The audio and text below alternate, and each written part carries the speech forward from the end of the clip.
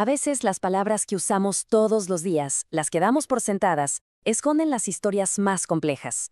Hoy vamos a desentrañar una de ellas, la palabra persona, para ver cómo sus raíces, profundas y bastante excluyentes, siguen dando forma a nuestra sociedad de maneras que apenas imaginamos. Y para empezar, una pregunta que parece sencilla. ¿La palabra persona aplica para todos por igual? Uno pensaría que sí, pero si rascamos un poquito en la historia, la respuesta se complica y se vuelve bastante problemática. Bien, aquí es donde se pone interesante. El filósofo Roberto Espósito nos da una clave fundamental. Ser persona no es algo que se es de forma natural. Es un estatus, algo que se otorga. Imaginen que es como un sello de calidad que se le pone a la vida biológica para hacerla valiosa o sagrada. Y claro, el problema es que no todos reciben ese sello. Y justo esa idea del sello nos lleva a nuestro primer punto. El concepto de persona no nació para incluir a todo el mundo. Todo lo contrario, nació para separar, para crear una división fundamental. Vaya, para ser un club muy, muy exclusivo. Esto se ve clarísimo en la antigua Roma. De un lado de la línea tenías a la persona y del otro lado a la cosa. ¿Y quiénes eran personas? Pues los patres, hombres libres, ciudadanos, los amos. ¿Y quiénes entraban en la categoría de cosa? Prácticamente todos los demás. Mujeres, hijos, esclavos. Ojo, no es que fueran ciudadanos de segunda clase, es que legal y socialmente eran propiedad. La mismísima definición de persona se construyó sobre quién quedaba fuera. Y esta cita de Espósito lo resume perfectamente. Ser persona no era un título, era un poder. El poder de deshumanizar, de decidir quién no entraba al club y por lo tanto podía ser tratado como un objeto.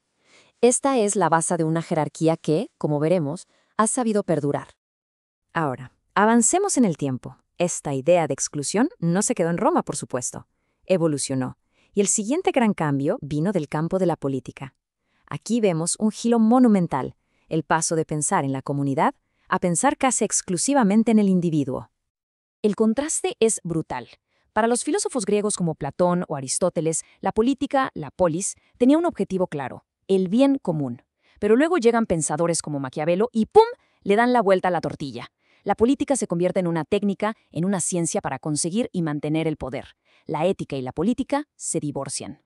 Y si lo vemos como una película en cámara rápida, el patrón es clarísimo.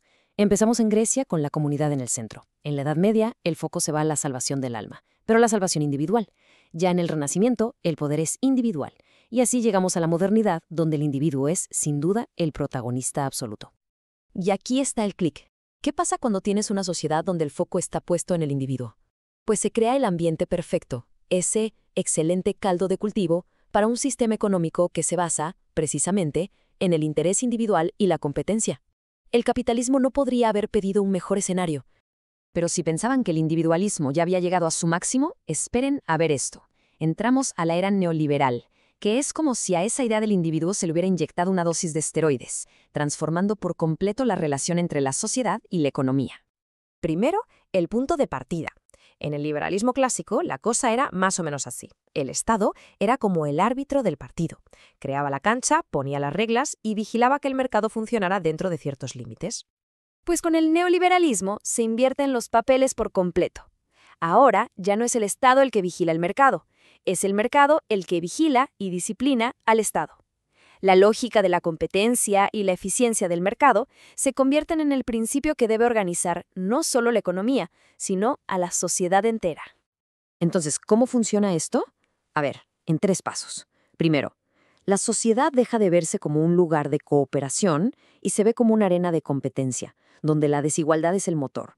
Segundo, y esto es clave, esa competencia no es algo natural. El gobierno tiene que crearla y mantenerla todo el tiempo. Y tercero, la chamba del Estado cambia radicalmente. Su tarea principal ahora es gobernar para el mercado. Esta lógica de mercado se mete hasta la cocina, hasta cómo nos concebimos. Nace la teoría del capital humano. Ya no somos personas, somos empresas, una colección de activos. El salario deja de ser el pago por un trabajo, para convertirse en el retorno de la inversión que cada quien ha hecho en sí mismo, en educación, salud, habilidades. Y bajo esta lógica, cada aspecto de la vida se vuelve un cálculo de costos y beneficios. La educación es una inversión. La salud es un activo que hay que mantener para que no se devalúe. Hasta las relaciones personales se convierten en capital social. La vida entera se transforma en un negocio que hay que gestionar para maximizar el rendimiento. El resultado final es este: el empresario de sí mismo. Una persona que está constantemente autogestionándose, optimizándose, compitiendo. Ya no hay una fuera del juego económico. La vida misma es el juego. Muy bien, ahora sí, vamos a atar todos los cabos. ¿Qué tiene que ver ese concepto de persona, que deja gente fuera, con el ascenso del individuo y este empresario de sí mismo?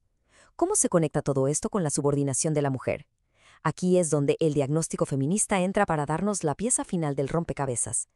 ¿Y qué mejor punto de partida que esta frase legendaria de Simone de Beauvoir? Es potentísima. Lo que nos está diciendo es que la mujer, con todo el peso social y cultural que esa palabra carga, no es un destino biológico, sino una construcción social. Es un rol que se aprende, que se impone. Beauvoir llama a esa posición asignada el otro. En un mundo donde el sujeto, lo universal, lo normal, se define desde lo masculino, a la mujer se le asigna el papel de lo secundario, de lo no esencial. No se define por sí misma, sino siempre en relación con el hombre, como un reflejo de sus necesidades y deseos. Y este esquema lo deja clarísimo. Es una cadena lógica. Partimos de un concepto de persona, que por diseño excluye. Esto da paso al individuo de la política moderna, que el neoliberalismo refina hasta convertirlo en el empresario de sí mismo. Pero en cada uno de estos pasos, el modelo es masculino, y quien no encaje en ese molde, principalmente la mujer, es relegada a esa posición del el otro. Beauvoir analiza esto con el concepto de mala fe, que es una especie de autoengaño social. Por un lado están los hombres que crean y sostienen este sistema desigual y luego se quejan de las consecuencias. Y por otro están las mujeres que pueden caer en la mala fe de aceptar este papel subordinado. Para Beauvoir, salir de ahí es una lucha ética, una responsabilidad de asumir la propia libertad contra todo pronóstico. Todo este recorrido nos obliga casi por necesidad a hacer una pausa y reflexionar sobre conceptos que creíamos tener muy claros. ¿Qué significan de verdad la ética y la libertad en un contexto como este? Y esta es una pregunta crucial que se desprende del análisis. Solemos pensar en la libertad como algo dado, casi como el aire que respiramos. Pero ¿y si no es así? ¿Y si la libertad es, en realidad, una condición que se tiene que producir, que administrar, y que muchas veces se administre para que sirva a los fines del mercado? Y cerramos con esta reflexión.